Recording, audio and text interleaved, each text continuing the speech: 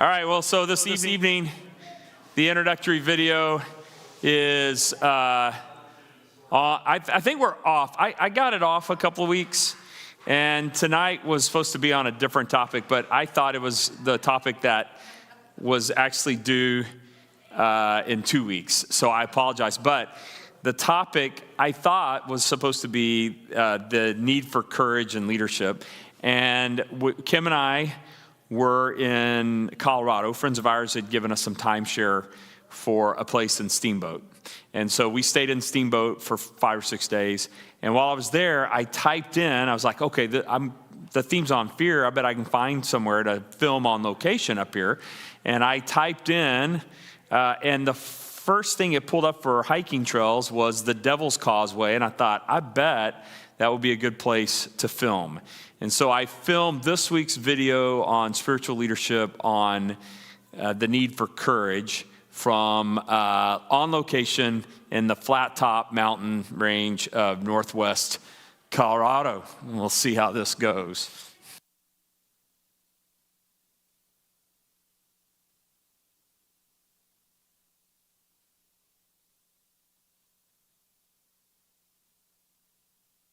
Today for our leadership video, I'm filming from a remote location in far northwest Colorado. This location is part of a series of mountain ranges called the Flat Tops. It's a stunning view from here. You can see all of Colorado and probably into Wyoming from here. This one particular trail, despite the beauty of the Flat Tops, the main feature of this particular trail was about a 3-mile hike up, about 2,000 foot ascent. You come to this location called the Devil's Causeway. The Devil's Causeway is a span that connects a set of mountain range here to the flat top mountains there, and the reason it's called the Devil's Causeway is it's about 3 feet wide. It's a terrifying scene from here, and actually even from here it's scary. I can look down, it's a good 500 plus feet to the rocks both sides.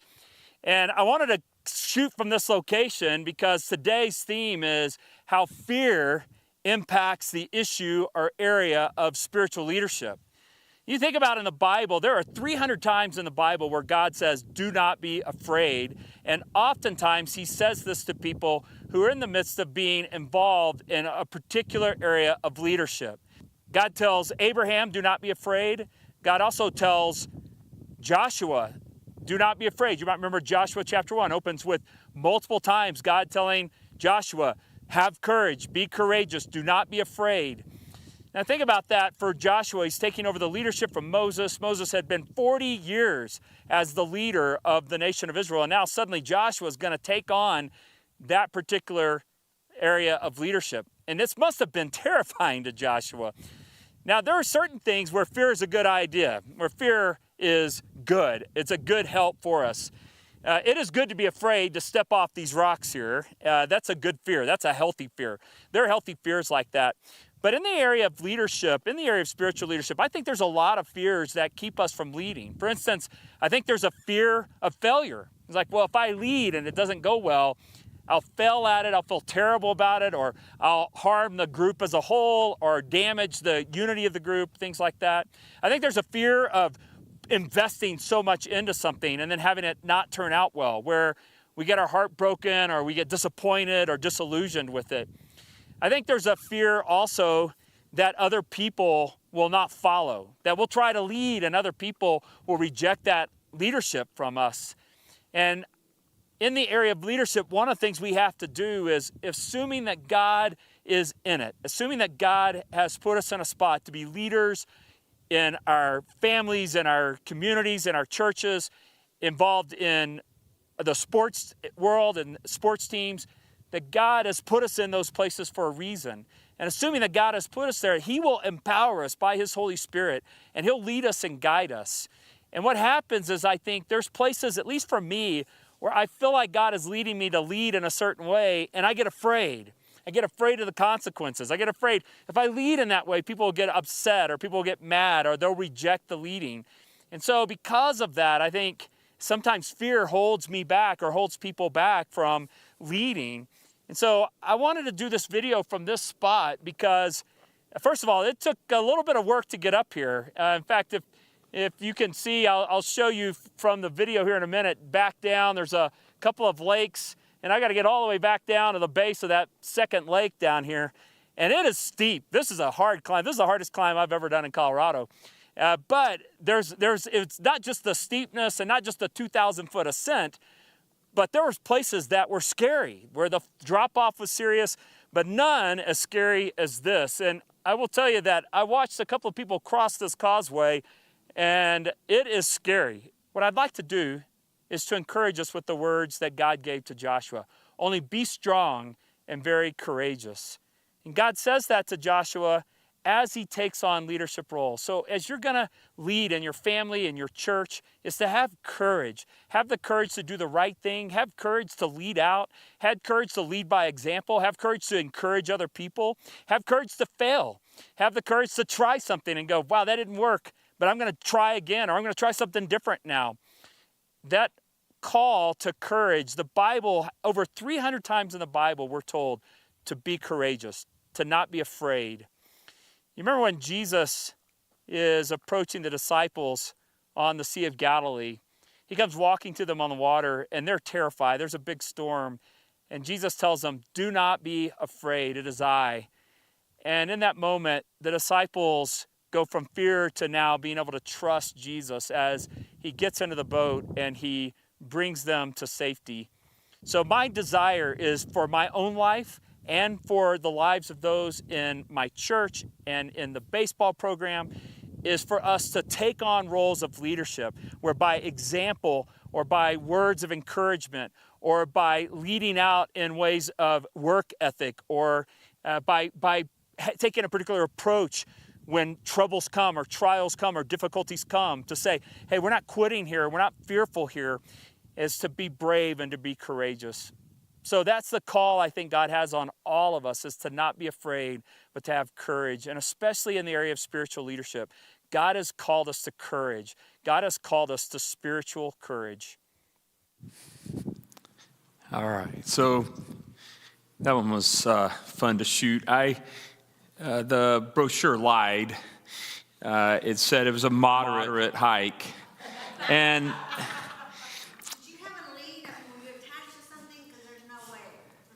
yeah, there's no protection up there, and I was finishing up my video and pulling my stuff together, and this set of 8 college students walked right by me across that thing without even pausing. And I have wondered how many people have actually fallen off of that location and died. It's a very popular hiking spot up there. I'd never heard of it, but for people in Colorado, many of them will post about it. And I ran into people on the way up. They were coming down, and I ran into them, and I would say, did you cross the causeway? He goes, no. Okay, a couple of them, like one's like, no, I've been up there since last Thursday. He'd been camping there for 3 days on top of this flat top mountain. All of the stuff's 11,500 and above. The tallest peak's 12,300, but some of the flat tops you could literally play football on. They're so flat and so massive. You could play multiple games of football on it. It's just bizarre. I'd never heard of it before, but we got to Steamboat, and I was just like, I want to film on location. So I said hiking trails. The first one I pulled up was the Devil's Causeway. I started reading about it. I was like, it's on Fear. This is perfect. So I went up on top, but it was interesting too. I got up on top, and there was a couple and a lady, a friend of theirs, and they were there from Virginia and real involved in their church. They asked me what I was doing, because I was carrying a tripod. I'm sure that looked kind of weird. And I described to them what I was doing, and we had a really good conversation about the importance of discipleship and mentoring and the role of the Scripture in encouraging us in certain areas. So it was a really good conversation with them. It was fun to have that conversation with them. But I will tell you, though, the climb was harder than I thought. And I do think in the area of leadership, there are aspects where pressing through when you're exhausted, worn out mentally or physically is sometimes necessary. And there's this spot, I didn't know where I was going. So I did not research well. I knew how to find the trailhead, and I knew the trail said this. And Kim, while we're driving, she's like, I think you should go this way, which was helpful because if you go the other way, it was twice as long, and it would have brought me on the other side of that trail, which would have taken forever. But so I got to the signs, like I broke that way, and I didn't really know where we were going. And at one point, I asked this couple, they were coming back the other direction. I said, so how much further do I have? Like a mile? They're like, no. It's like, really? Okay, because I thought I was just going to go around here and I'd see it. So I go another mile, and now I'm at the base of the switchback. It's pretty steep. And I asked this guy, I said, so is that where I'm going? He goes, no, you're going up there. And he pointed, I was like it's just straight up. I was going, oh no. So I'm walking on the switchbacks, and I stopped a couple of times, and I honestly had a conversation with myself. This is not worth a video, and you should turn around and go home. This is a terrible idea. And then at one point, I got up to that, and then a switchback, and now it's just straight up. And I would go about 20 steps, and I would just sit and try to catch oxygen because it's 11,500 feet. There's no air up there, and it's just straight up, and I was just going. But then I got to the top, caught my breath, had a great conversation with that couple, did the filming. Coming down was no problem. But man, going up was really, really difficult. So, but anyway, it was fun to film. And I told Kim, I said, just wait in the car. I'll be back by 2. And at 3 o'clock, she was on the verge of putting her hiking boots on and going looking for me. She thought maybe I'd gotten injured, or something, But it was good. It was good. It was a good trip for us. We're in Steamboat Springs for 4th of July. We went to a 4th of July parade. That's old school. And they also had a 4th of July rodeo, but it was sold out, or we would have gone. That's fun. We did that once in Fraser, Colorado. Went to a rodeo on the 4th of July. It was a lot of fun. And so anyway, it was good. We just got away for a few days, got out of the Texas heat, got to the cool. But in this area of courage, one of the things is sometimes I've seen this post that says 365 times God tells people to be courageous. One encouragement for every day of the year. This is actually not accurate. It's more like 330 times, but I'm not going to get too bent out of shape over that. It's a little bit of a misnomer to say he says it 365 times, one for each day of the year. It actually might be one for each day of a Jewish calendar. I don't know. But anyway, there is a lot of encouragement in the Bible to be courageous, to not be afraid. And what I noticed about this call to be courageous is that a lot of times it involves someone in the process of taking on a new leadership role or taking on a new role or stepping into a new realm. Like, for instance, I can give you several examples of this. Galatians 15:1, Abraham, he had taken off from Ur of the Chaldees. He had now headed into the realm of Padan Aram, and he's now headed to the promised land. And in Galatians 15, that after these things, the word of the Lord came to Abraham saying, do not fear. And so here we have Abraham now about to launch. You remember that Genesis 15:6, Abraham believed in the Lord, and the Lord credited to him as righteousness. This is the moment of salvation for Abraham, and it launches really into the life of Jewish faith. He is now about 86 years old. He and Sarah still don't have a child. This is right before the next chapter where he decides to have a child with Hagar. But at this point, he really is in. Like, I'm going to believe the promises of God. That's why the push, I think, on the Hagar side of things is to try to accelerate the belief in the promises of God. But the beginning statement God has to Abraham is, do not be afraid. Now, there's a couple of reasons for saying this to Abraham. Number one is I suspect maybe Abraham is a little bit afraid. I think he may be afraid about the future and how this is going to unfold and God's calling and his doubt on those things. And every time someone in a leadership role, whether it's teaching a Bible study, whether it's leading your family, maybe it's in a work situation, there are moments where we lose our confidence. Our confidence is affected. And so I think it's interesting then at the end of Deuteronomy that Moses brings Joshua into the crowd, out of the crowd, and says, hey, let's have a conversation.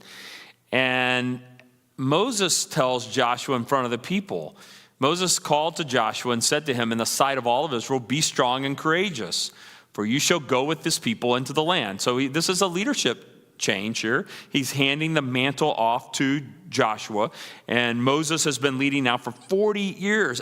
This is impossible to follow that kind of tenure. I think anytime you have a long tenure like that from a leader, this is a really challenging thing. I think we're about to watch this, by the way, with the church in California, because I saw today that John MacArthur is basically on his last day or two. He's like very, very sick, and he may not survive through today or tomorrow. And they announced that to the congregation this morning, that he is not well, he's likely to pass soon. And you think about transition now. This is a pastor who started there in 1968 or 69. He's been pastoring there for 56 plus years. You can go online and listen to sermons online from 1969. They've got them online. So you can listen to 1969 sermons by John MacArthur. So that's a long time for someone to be in leadership role. And to take over that leadership role, I think is going to be really challenging. I'm saying it's impossible, but you talk about fear and lack of confidence, and taking on that mantle, I think will be very challenging. And we've seen it in other leadership roles as well. I think we saw it when W.A. Criswell tried to hand the mantle over, and we saw First Baptist Dallas really spiral through a series of pastors. Just really never seemed like they could hand the mantle off to the next person. And I was a huge fan of W.A. Criswell. When I was 12 years old for my 12th birthday celebration, my dad asked me, he had frequent flyer miles, I guess, or bonus or something, asked me, where do you want to fly? You need to fly to Corpus and go to the beach. And I said, no, I want to fly to Dallas. I want to go to Six Flags. It seems dumb now, but anyway, I want to go to Six Flags, and I want to go see W.A. Criswell preach at Dallas. My dad's like, okay, so we did. And I don't remember the exact date, but it was 1 or 2 weeks after his 25th anniversary at First Baptist Dallas. So this is a long time ago. And I was there a few weeks after they had that anniversary. And I waited around till after the service, actually went and met him, which was really cool. So I actually shook hands with W.A. Criswell. He asked me what I thought I wanted to do when I grew up. And I did tell him I thought I might want to pastor a church. And little did I know I'd wind up pastoring a church. There you go.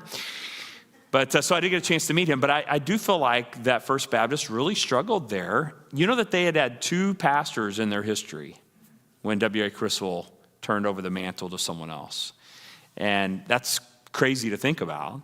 But they had 2 pastors. And when you have that kind of extensive leadership of Moses, and even longer with W.A. Criswell, that it's really hard to pass the mantle on. And so this is a very fearful thing. And so Moses tells Joshua in front of the entire nation, be strong and courageous. And then all of you know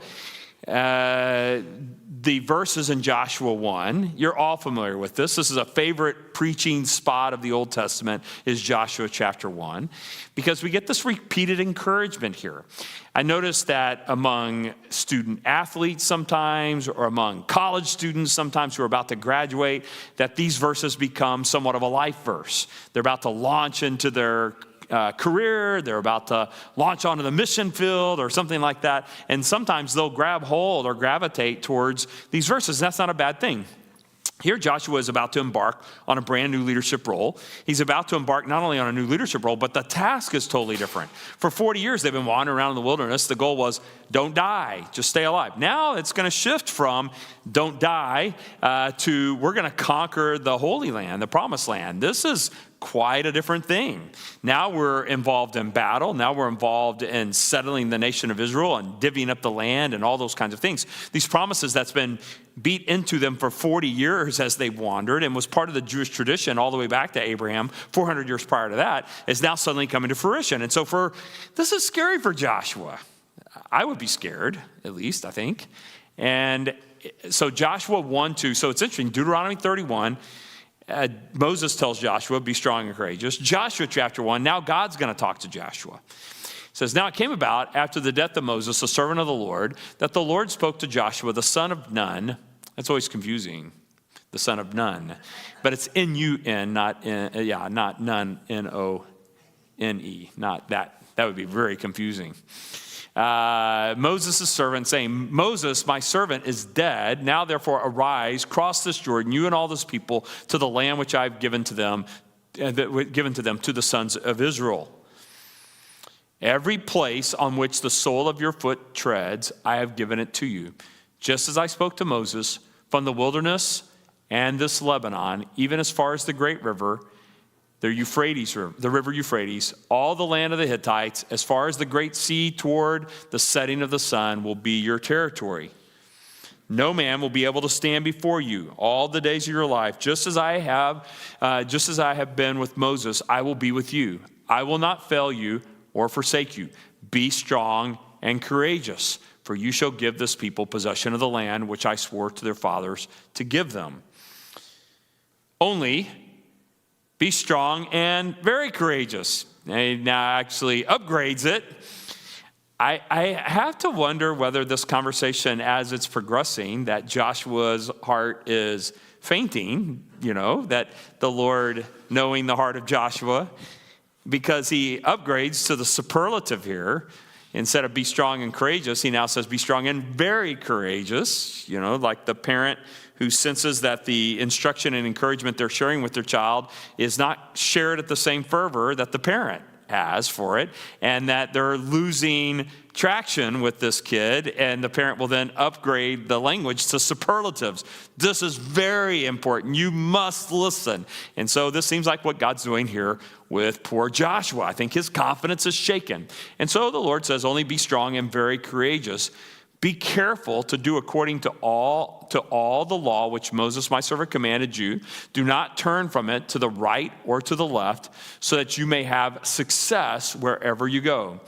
This book of the law shall not depart from your mouth, but you shall meditate on it day and night, so that you may be careful to do according to all that is written in it. For then you will make your way prosperous, and then you will have success. Verse 9, have I not commanded you? Be strong and courageous. Do not tremble or be dismayed, for the Lord your God is with you wherever you go. All right, so here we have an example of starting new leadership, much like Abraham. Here we have this statement to Joshua that, for him, there's an issue of courage or confidence, that Joshua is scared. And we can think about why Joshua might be scared, right? I mean, think about this. First of all, is that Joshua has a bit of history with the nation of Israel, yes? Is there any reason Joshua might have observed that might make Joshua a little concerned that leading this group of people might be challenging? The golden calf, that definitely was here. Joshua's on. Remember, Joshua doesn't see any of that, because he's kind of waiting at the base of the mountain with Moses, waiting for Moses. And when Moses comes down, Joshua's like, I hear the sound of war. And Moses is like, you don't know the sound of war versus partying, do you? That's not, no one's fighting. They're drinking, they're not fighting. Yeah. And so Joshua is with them there, and he sees an entire nation in 40 days completely abandon the Lord. Yeah. Can you think of any other moments in Joshua's life where this might be a confidence? Yeah. He was the one with Caleb that come back. And so Joshua and Caleb, he was a younger guy then. Caleb was younger then. But yeah, Joshua and Caleb, they come out of the promised land going, we got this. And the other 10 spies are like, no, we do not. They've lost their ever-loving minds. Remember that? And there's a full-out rebellion. And so then Moses says, we have to wander in the wilderness. And then they decide, no, we're going to take it anyway. Now, then they have a change of heart. And Joshua's watching this whole thing unfold, and it's a complete and utter disaster. And because of that moment, they spend 40 years wandering around the wilderness. And now Moses tells Joshua, hey, you're in charge. If you're Joshua, you kind of go back through some of those moments and think to yourself, I don't think this is a good idea. I think, yeah. And so we can understand why his confidence might be shaken. And I think his confidence here in this moment of being shaken, I think it's the way it affects all of us. I think our confidence gets shaken through various experiences. We try to lead in a certain way, or we try to encourage someone in a certain way, and either we watch someone else do it and go, ooh, that was not pretty, or we ourselves do it and have a bad experience with it, and now suddenly our confidence is shaken. And then along comes the preacher saying, hey, we should try this or try that, or along comes a friend who goes, hey, I'm going to try this, why don't you do this with me? And we go, wow, I don't think this is a good idea. And so our confidence is shaken. I think our confidence is shaken from our own experiences. I think that's Joshua. And I think our confidence might be shaken also by will people actually follow? Will people actually receive this well? If I try to do this, if I take on this project, this idea, will it be received well? And I think for Joshua, this is hard. Hey, here's how we're going to conquer Jericho. We're going to go march around it, right? I mean, like, what? What is wrong? Joshua, you've been out in the wilderness for 40 years, and I think the sun has baked your brain, like Don Quixote style.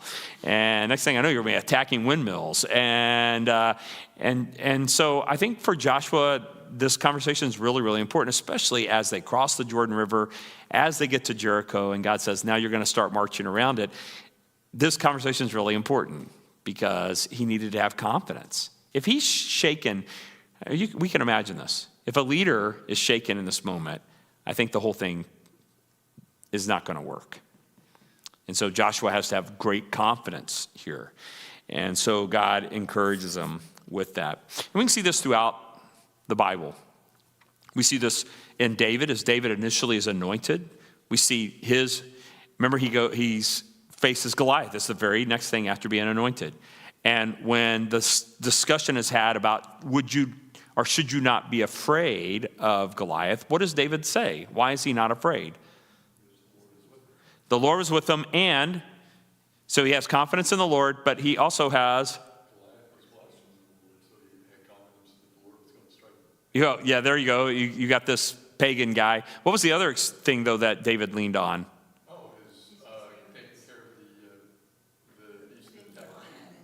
Yeah, the lion, the bear. Like, I'm not afraid because I've seen the Lord already deliver in circumstances. Therefore, I can trust him here. So unlike Joshua, David actually had some history that he could actually rely on with some great confidence. But Joshua's like, hey, now you're going to lead this people. And Joshua's like, I have some memories of this. And, God's be strong and courageous. Be strong and very courageous. Joshua has a little bit of experience because he was the war leader. He was the one that led the troops when Moses was up on the rock holding his hands up. And while Moses' hands were in the air, they were winning. Yeah. Well, and there was definitely confidence that Moses brought manna from heaven. I mean, there was lots of things that he definitely saw. But there's a difference between you being the second and you being the one in charge. Right, and he had seen how the people had turned on Moses. You remember that Moses' own siblings turned on him. Right, and yeah, we have the leadership turns on him. We have his own brother and sister turn on him. I think for Joshua, he watched some of those things. This would be hard. It's like, okay, now you're in charge. And also, the Israelites questioned God. Why did he bring us out into this desert to kill us? Sure. Yeah, multiple times they said we'd be better off. We had meat in the pots back in Egypt under slavery. Yeah, Victor.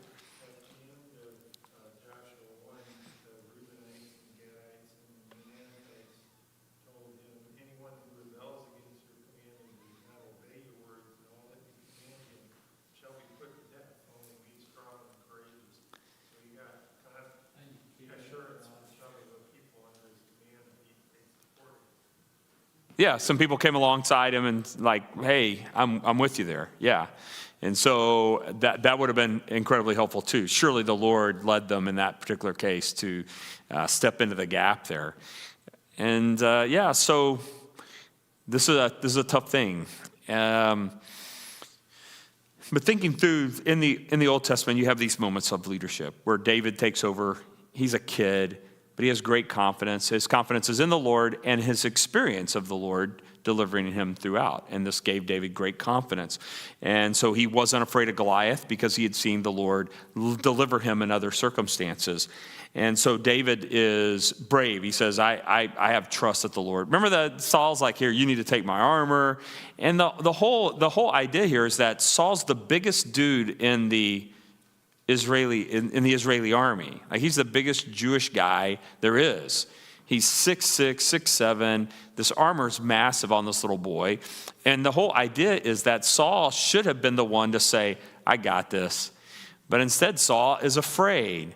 And so trying to put Saul's armor on David was a bit emblematic of the whole problem, is that Saul was trying to advocate the role to someone else. and it doesn't fit. So David's like, I don't even need your armor, and goes without it. But it showed the cowardice of Saul and his desire to put someone else in that spot. Remember what happens if they lose? They have to serve the Philistines, right? They have to serve them. And so Saul's willing to put all of that on the line with this little boy and not take on the responsibility himself. I think that's a bit of what's going on there in that particular story. And David's like, I don't need armor. I've got the Lord, and I've seen him deliver me without armor against creatures far scarier than this pagan Goliath guy. So, all right. But by the way, the other statement of courage from David, though, is you remember at the end of this, he takes Goliath's sword and he shortens him by 8 inches, the top 8 inches, and he takes that and he takes it to Jerusalem and he puts it on a pike outside Jerusalem as if to say to them, you're next. And this may be where the statement, the hill called the skull, comes from. That Jesus' crucifixion, it may not be because the rock outcropping looked like a skull. Some people have wondered, was it the historical place where David had put the skull of Goliath? And that's why it had such a prominent name. And it was prominent because it was a tall outcropping that everyone from the city could see easily. And that's why David chose that site. It was basically his way of saying to the Canaanites, you're next, I'm coming for you next.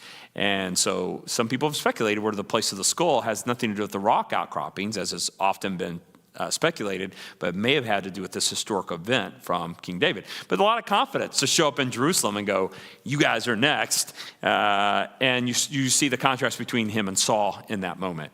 Remember when Saul went to get anointed as king by the people, what was he doing? Hiding in the luggage. And they chose him because he was tall, but it seems like one other feature might have been some courage and not hiding in the luggage. And so we see the contrast between Saul and David throughout the whole 1 Samuel. The whole book of 1 Samuel is really about the people's choice versus God's choice. And that's the key moment of that is when Samuel's in David's house, Jesse's house, and he's like, this guy.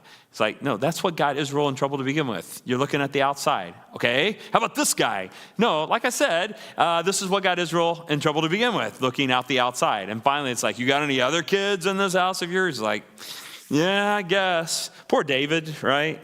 Poor David. It's like, you got any other children? If we have to, yeah, if we must.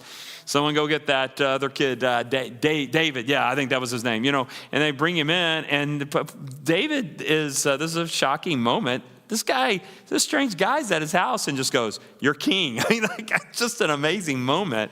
And then right after that, we find David confronting Goliath in that moment. And so, yeah, and he must have been small, though I've never quite understood Goliath's comment directly.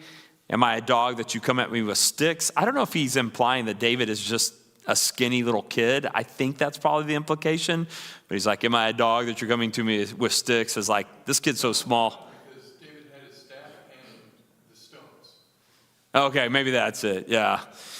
But it is, I mean, we don't have a description of David, but it does seem like Goliath is unimpressed and that he appears particularly young. So, and he does get 5 stones, which you talk about confidence. Why does David get 5 stones?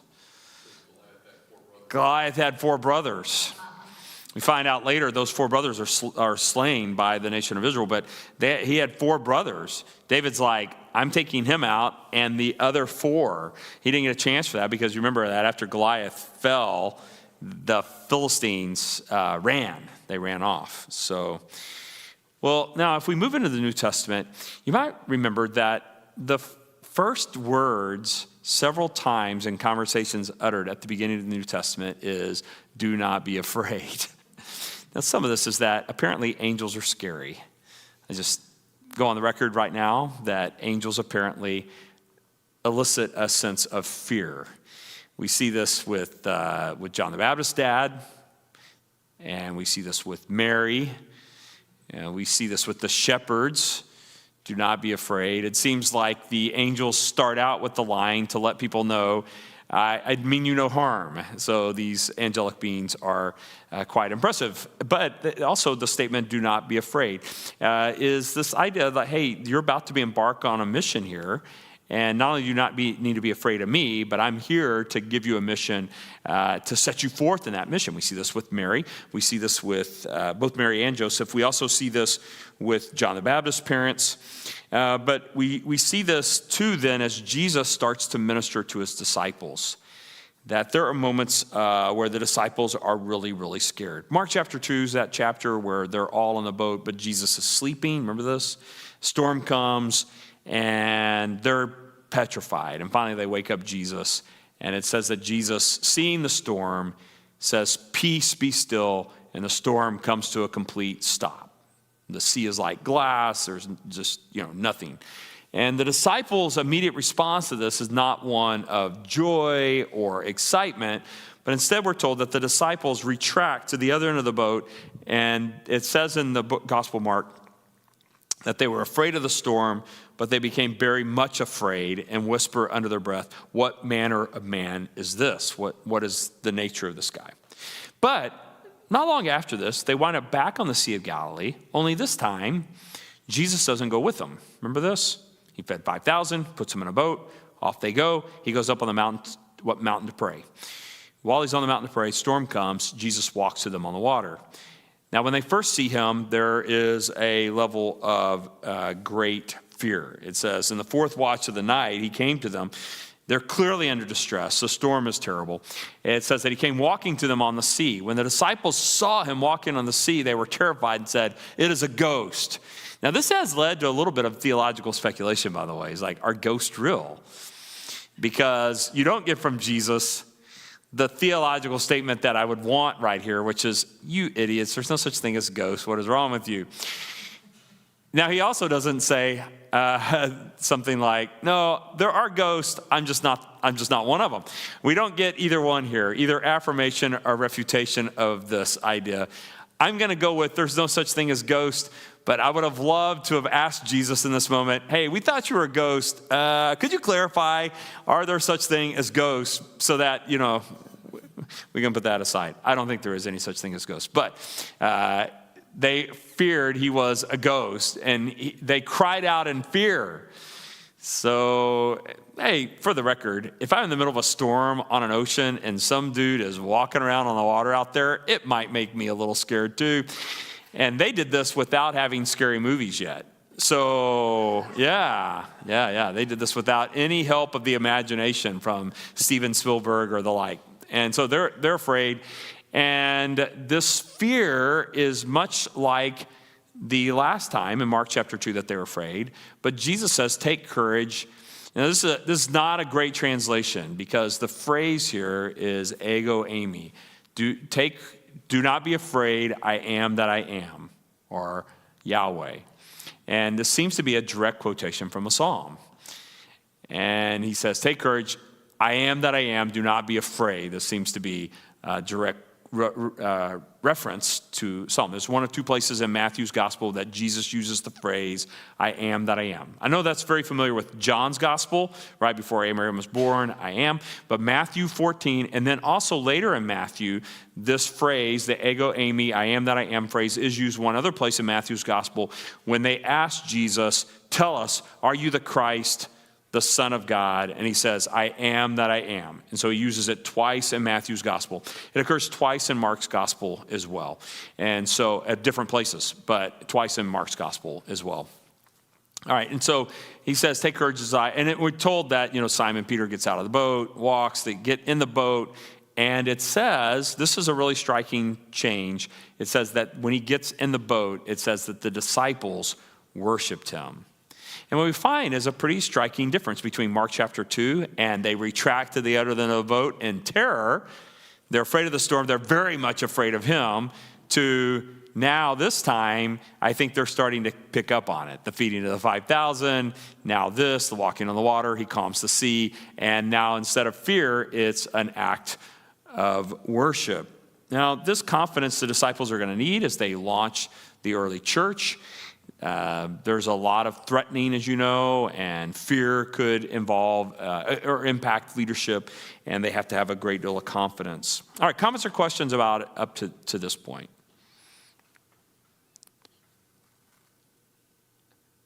So I'm just thinking out loud here before we move on. What about their situation for these individuals who are now going to embark on leadership?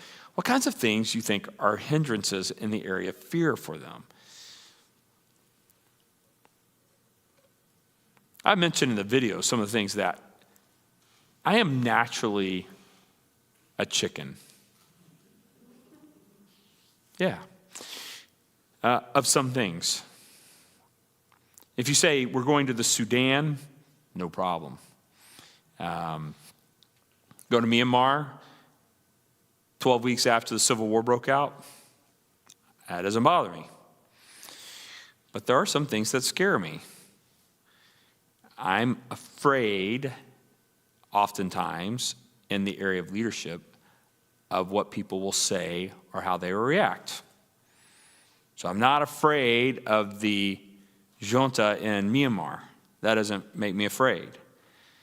But I am afraid of the person sitting in the second or third or fourth row at church.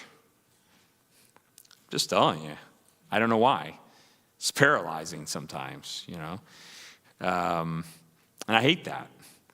And especially when you read these verses, you know, like, don't be afraid. It's like, why am I not afraid to go into the Sudan and go to Darfur and spend a whole week teaching in Darfur? The site of the Joksh Sudan was a site of 30,000 murders just 2 years prior.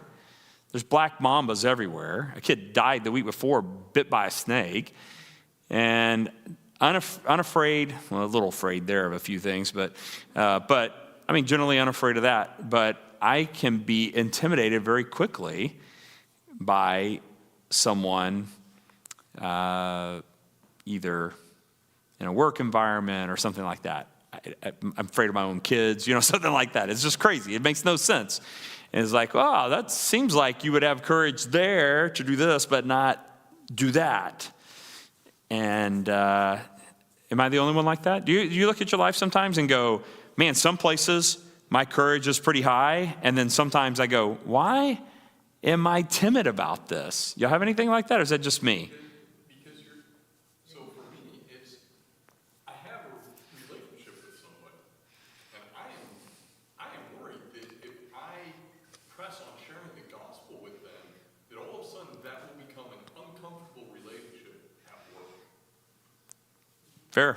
And we're not going to quit our jobs. He's still going to sit 6 feet from me. Yeah. So, yeah, it's terrifying at times to go,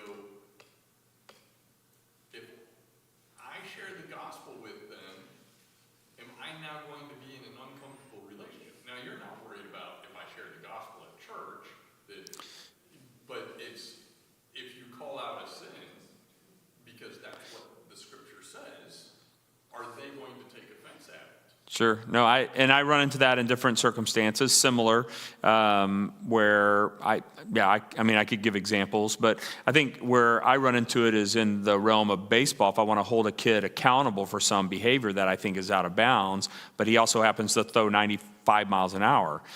And now it's like, okay, do I have the courage to say, this kid could quit on us or get ticked off at me or whatever, and we're worse off, but do I have the courage to say, win or lose, we're going to do the right thing?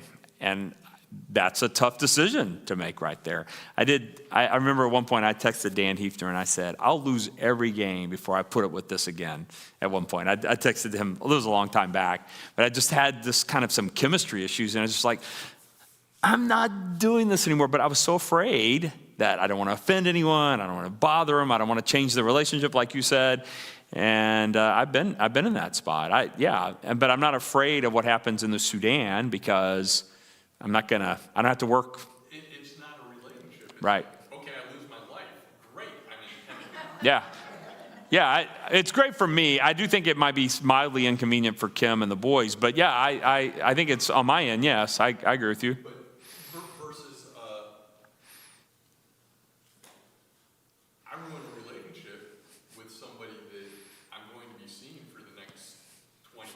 Sure.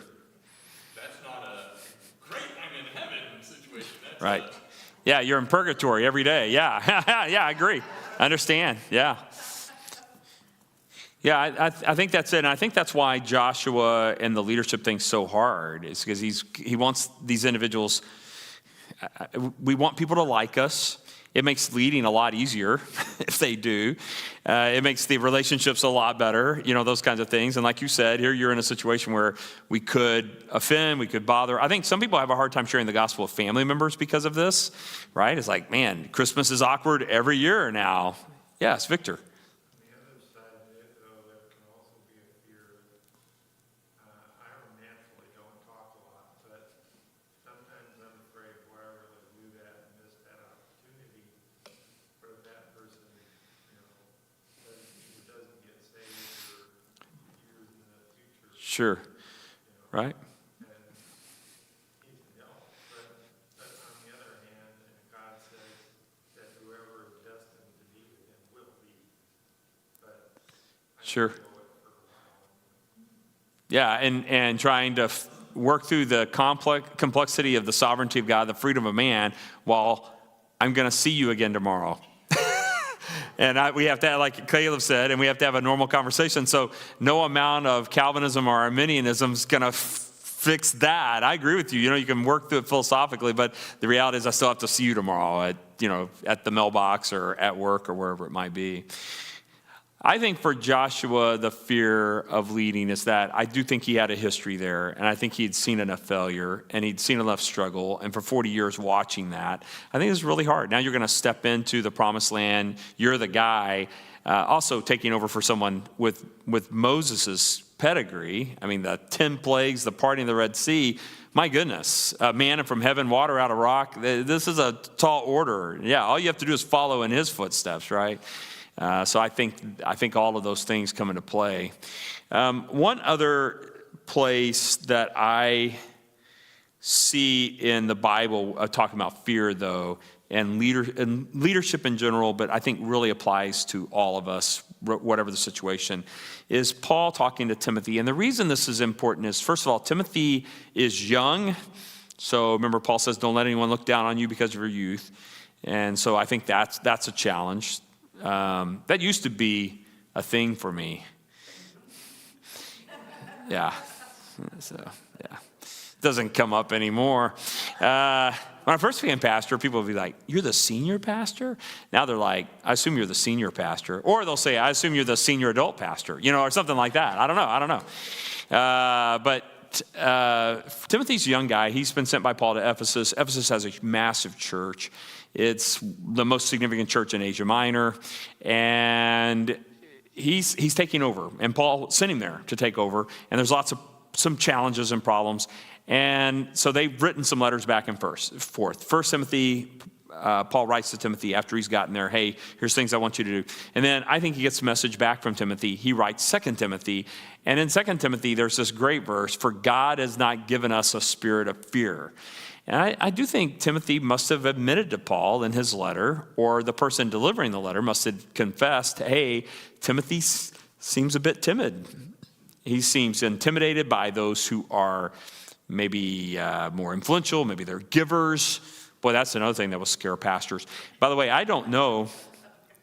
You ever heard this thing about the two guys, they're out on this yacht and they get shipwrecked on this remote island, and the one guy says to the other guy, we're stranded here forever. He goes, nah, my pastor will find us. And he goes, no, we're in the middle of nowhere. I don't think you know what you're talking about. He's like, nah, trust me, my pastor, he'll find us. Your pastor is something supernatural? He goes, no, I tithe on my $1 million a year salary. My pastor will find us. I don't know what people give, so just so you know. In fact, one of the reasons early on I decided I did not want to know what people gave is I did not trust my own heart in this. I didn't want to go into a situation where here's someone that I know is actually fairly well off and they give nothing, or to walk into a situation where someone's giving a lot and somehow treat them any different. I was like, you know what? I'd prefer just not know. It's kind of ironic because I know other pastors who actually know. They actually sign the giving statement. I know a pastor who signs their giving annual IRS record. He signs it, and he'll write a little note like, hey, you've been really faithful this year, or wow, you're a deacon. What's up with the 25 cents for the year? And so I don't want to do that. I don't want to know. Susie knows because she has to, because she's keeping records. But I don't want to know. And part of the reason I don't want to know is I don't want that to influence anything at all. So if someone's like, well, I'm going to leave, and they may assume, well, I know that they're given whatever $1,000 a year. I don't. It's not even on my radar. I'm not even thinking about it. And so I kind of like not knowing, because I think the spirit of fear for a pastor can come from a lot of directions. The spirit of fear for us in any leadership role can come from a lot of directions. Financial fear is one of them, right? That could be one. But I think Timothy's worried about, he's got these very influential people. They've been at the church for a long time. He's a brand new pastor. He's young. Some of these individuals have a lot of influence. They were part of the initial church plant. Some of them are wealthy. Ephesus is a very wealthy community. Some of the wealthy individuals, Ephesus have been fairly open to Christianity. There have been some tension there, but they had a lot of freedom. Remember that Paul stayed there for 3 years, training pastors to teach throughout Asia Minor. So they had a lot of freedom. I suspect that for Timothy, he's dealing with individuals with some wealth and some sway over these things. And this is where, remember that the encouragement about not treating people differently, but treat people this way, and a lot of encouragement in both 1st and 2nd Timothy. But I think for Timothy, he's fearful. He's timid. And Paul says, God has not given us a spirit of fear, but of power and love and discipline. So I'm just curious. I end with this. I've kind of confessed some of my own struggles. Miss Thelma scares me a little bit. Karen scares me. Yeah. Huh? Yeah, no, So, and so there are people that might, in your life, if you go, is there someone in your life that you change what you say, what you do, because you're afraid of them? You have anyone like that in your life? Think of anyone? You just go, man, there's someone who really intimidates me. It could be a family member. It could be someone at work. Could be, someone you work with, and you're just like, they scare me. They intimidate me. And, huh? Used to be my mom. Your mom? Yeah. And so I have had some moments at Matthew Road where there were people I was afraid of. It's not really the case anymore, but there were people I was afraid of that made me really nervous, that they had a lot of sway, and I was chicken. I told you, I'm chicken by nature. And so that was hard. That was hard. It's hard to kind of walk through that sometimes, acknowledge our own weaknesses in those things. And I think this verse is great for all of us, because this isn't just true for Timothy as the pastor of this church, but this is true for all of us. I don't think God has given any of us a spirit of fear. I don't think this statement here is just to Timothy because he's a pastor. I think it's true for all believers. I think God has given all of us a spirit of power and love and discipline. I think that's true for all believers. And so when we think through these things about how fear is a great motivator. If you're standing on the devil's causeway, fear is a great motivator to not step too far to the left or right. By the way, I did not film out on the causeway because I was afraid, not just of falling off while filming, but I was afraid, what if I drop my phone? And that I had the whole, everything I needed. Now I have no way of replicating this or whatever. So I was like, I put the phone back in my pocket and walked out on it a bit. But I was like, there's no way I'm filming with the phone like this. First of all, you got to watch your step. And number two, what if I dropped it? It's like, well, there went the whole video. So there are healthy fears. That's a healthy fear. But there are unhealthy fears. And I think a fear of loss of what people think about us. I want people to think a certain thing about us. I think the fear of maybe lost friendship too is in there. I think a fear that we'll try something and it will fall flat and we'll fail. I think fear of failure is a huge part of the fears that get us. Like, whoa, if I tried this, yeah. It's like if I try this and it doesn't work, then, I don't know, I feel like an idiot. I feel like I wasted my time. I feel like I invested in it emotionally and it dissolved on me. Yeah, we've all had some of those experiences where we tried something and it didn't go well. And we just like, I'm never doing that again, that kind of thing. Yeah, sorry, go ahead.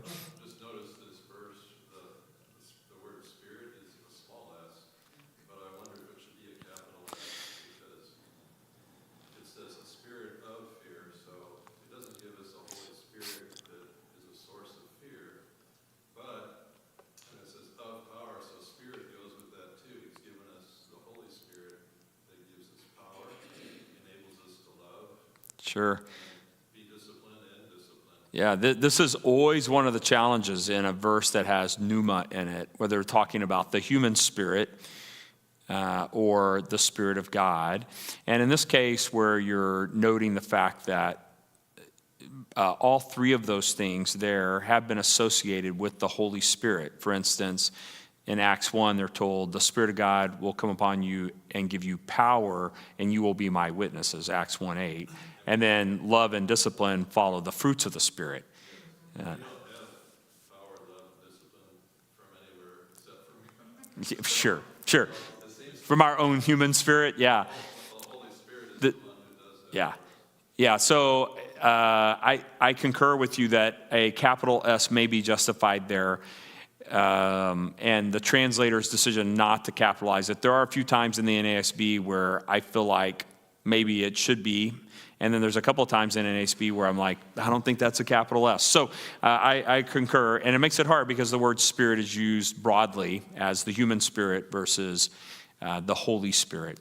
But I concur with you that it would not be a terrible translation to put a capital S there, that the Spirit of God is not give us fear or not produce fear in us of the kinds of things that Timothy's afraid of, and that the Spirit of God does empower us and give us the ability to love. And self-discipline or self-control is, I think, part of the fruit of the Spirit of Galatians, where the fruit of the Spirit, the last one is of self-control. So I concur. That's a real possibility that this should be capitalized. I've not studied extensively whether this particular word and the debate over it, but I concur with you that it was not an unreasonable thing to think.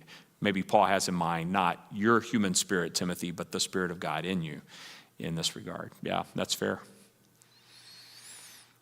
Well, all right. So next week I'm filming on location at a new spot. Yeah, so this next week I'll film at National Cemetery. And so I'm going to film there for the next one. And I've got a few more locations here. I'm going to a planetarium for one of them. So I've got a few more things to do on site. I just prefer to do it that way. I don't know, it's just on site. I've done every one at a different place. And so it's like, all right, I've got a few more to do. And I like kind of filming them somewhere else. But anyway, all right. Well, you guys, thank you so much for being here tonight. And so next week we'll pick up this idea of leadership that involves self-sacrifice. Yeah, the personal cost of leading is that there's a price to leadership if it's a biblical or a believer's leadership. There's a price to it and a cost. So we'll talk about that next week, the price paid for leading. All right, well, let's pray together. God, thank you for the fact that you have given to us a not fear, but instead power, love, and discipline. And so, Lord, help us with that as we lead out in our families and the relationships around us and our workplaces. Lord, just to have confidence in the church, to have confidence to lead and to take on leadership and to do so with humility and grace and kindness, but with a sense of confidence that you've called us. And I pray, God, you would enable us to do the things you've called us. You promised to do that, to empower us by your Spirit. We pray all these things in the name of Christ. Amen. All right. You guys have a great week.